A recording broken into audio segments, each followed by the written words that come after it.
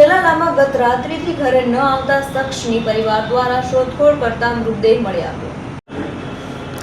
ચલાલાના દાનેવ સોસાયટીમાં આવેલા એક લાકડાના ડેલામાંથી એક અજાણ્યા વ્યક્તિનો શંકાસ્પદ હાલતમાં મૃતદેહ મળી આવ્યો છે। આ ઘટનાની જાણ થતાં સ્થાનિક પોલીસ વિભાગ દ્વારા તાત્કાલિક કાર્યવાહી હાથ ધરવામાં આવી હતી।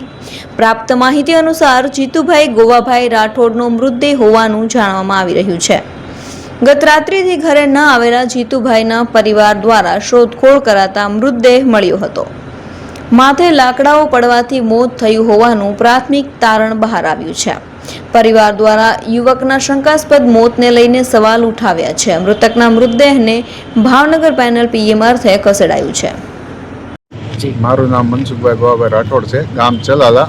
મારો નાનો ભાઈ જીતેશ સવારે વહેલો 6:30 વાગે અમારે એક લાકડાનો ઢેલો છે, એને એમ લાતી કહે છે, જૂના લાકડાનો ધંધો છે, ત્યાં એ શંકાસ્પદ હાલતમાં મોઢેથી નાકેથી ને આંખી તૂટી ગયેલી હતી અને બ્લડ જાતું હતું।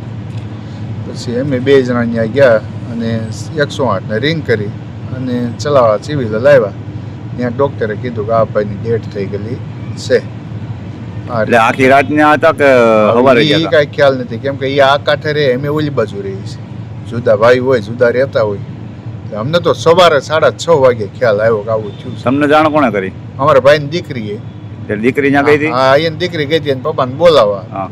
એ પછી ઘેરે આવીને એને મને ફોન કર્યો કે બાપા આવી રીતે થયું છે મારા પપ્પાને। તમે ગાય 2 જણા મારા ઘરનાનું ગાડી લઈ ગયા અને ત્યાં જોયું તો આવું થયું હતું। અમે સીધી 108 દીકરી ગઈ એટલે 100% કે એ રાત્રે ઘરે તો નથી જ આવ્યા?